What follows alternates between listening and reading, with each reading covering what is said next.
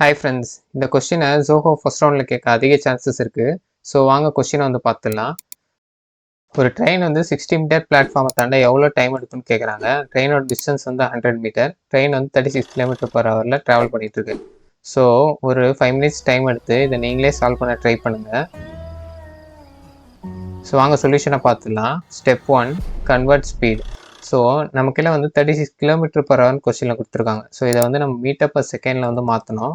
So கிலோமீட்டரில் இருக்கிறத metre per second மாற்றுறதுக்கு 1000 டிவைடட் பை 360 மல்டிப்ளை பண்ணால் 10 மீட்டர் பர் செகண்ட்ஸ் கிடைக்கும். So step 2, calculate distance.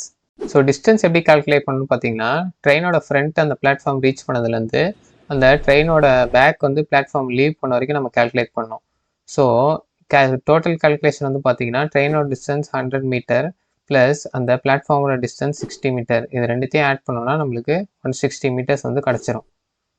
So step 3, calculate time. So distance divided by speed equal to டைம்னு சொல்லிட்டு நம்ம எல்லாருக்கும் தெரியும். So 160 meter divided by 10 meter is equal to 16 seconds. So நம்ம train வந்து இந்த பிளாட்ஃபார்மை டோட்டலாக கிராஸ் பண்ணுறதுக்கு 16 செகண்ட்ஸ் வந்து ஆகும். ஸோ இந்த வீடியோ உங்களுக்கு பிடிச்சிருந்துச்சுன்னா மறக்காமல் வந்து இந்த வீடியோவை லைக் பண்ணிக்கோங்க, ஷேர் பண்ணிக்கோங்க. நம்ம சேனலை வந்து மறக்காமல் சப்ஸ்கிரைப் பண்ணிக்கோங்க. ஸோ தேங்க்ஸ் ஃபார் வாட்சிங் த வீடியோ. கீப் வாட்சிங், கீப் சப்போர்ட்டிங்.